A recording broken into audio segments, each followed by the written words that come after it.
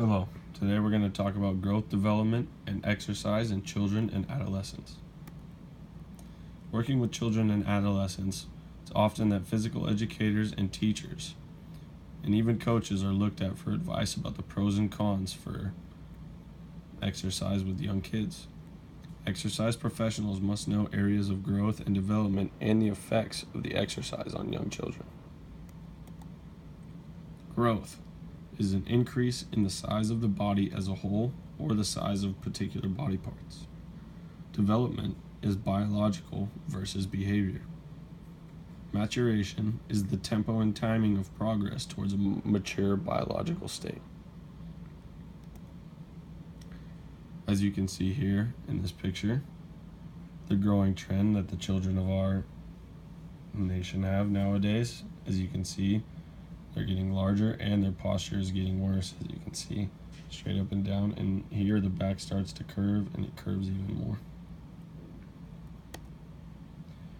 Infancy is described as the first year of life, rapid growth in the body functions and physical characteristics.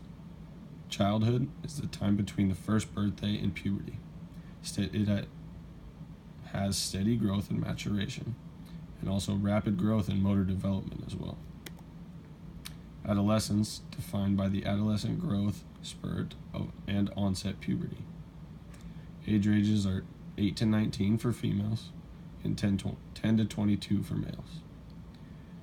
Variability does occur in maturation rates, and there are dramatic differences in strength, sport skills, and performance. The onset of puberty and exercise. Important to recognize onset puberty by normal growth patterns and responses to exercise are different for children and adolescents. Coaches and physical educators must have different training program expectations depending on the different levels of maturation. Some signs of puberty are marked by, for females, development of breast and pubic hair, and the beginning of menarche. Males are circulating levels of testosterone or facial hair or sometimes acne. A way to identify growth spurts by examining changes in height or weight as children age.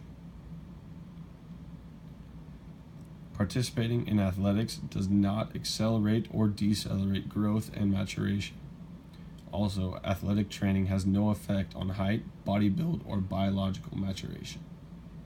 It's important to know those. Some health-related benefits of exercise for children and adolescents. It positively affects the cardiovascular disease risk factors and obesity.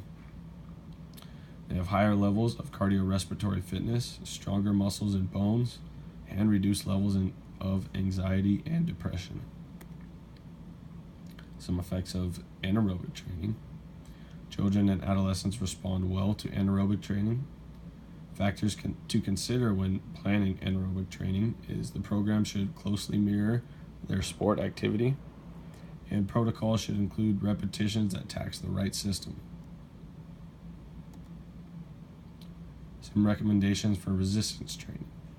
Follow the proper resistance techniques and safety precautions.